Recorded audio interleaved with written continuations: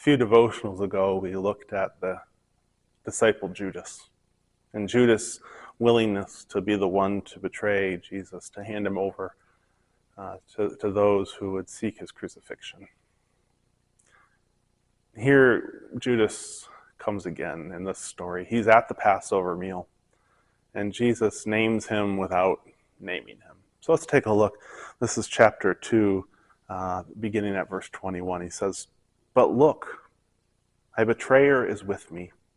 His hand is on the table. The human one goes just as it had been determined. But how terrible it is for that person who betrays him." They began to argue among themselves about which one of them it could possibly be who would do this. There's a couple things at play here. One is Jesus says how terrible it is for this one. Sometimes we read that as if it's Jesus saying, "Gosh, Judas, so close, but it's hell for you." I choose a different reading. I choose a different reading because it goes along with everything that I've experienced and everything that I believe Jesus reveals to us about God's grace and God's love.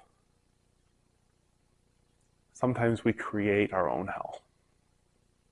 Sometimes we create our own hell by wishing for things not to change, by putting in motion things that will keep things from getting better,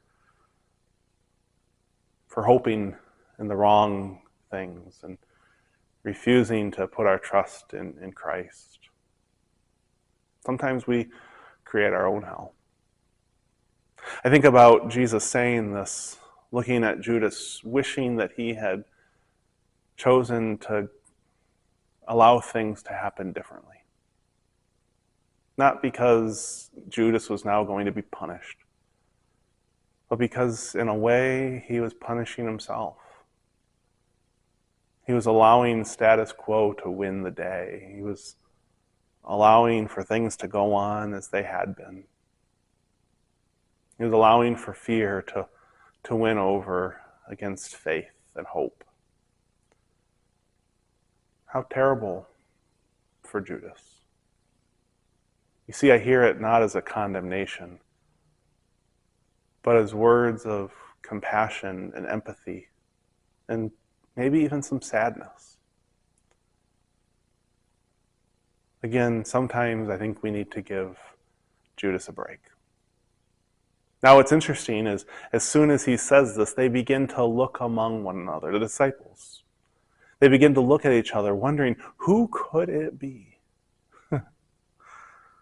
Makes me think of Jesus' teaching of before you can take the speck out of your neighbor's eye, take the log out of your own.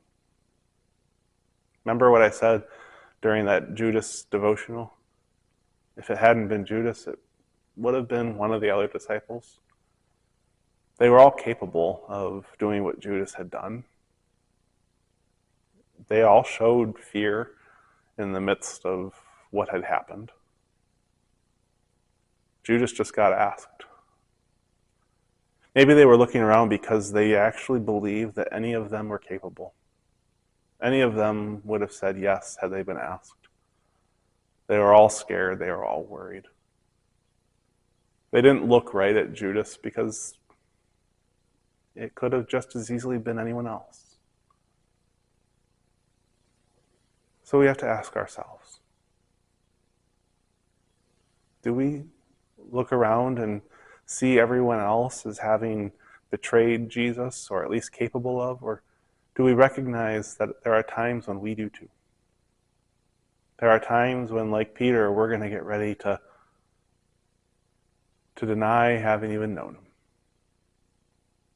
Because it gets scary. It gets big. It becomes more than just going to church. It becomes about caring for our neighbors in ways that might cost us something. Maybe we need to give Judas a break and recognize that they were all looking at one another. Are we looking at ourselves?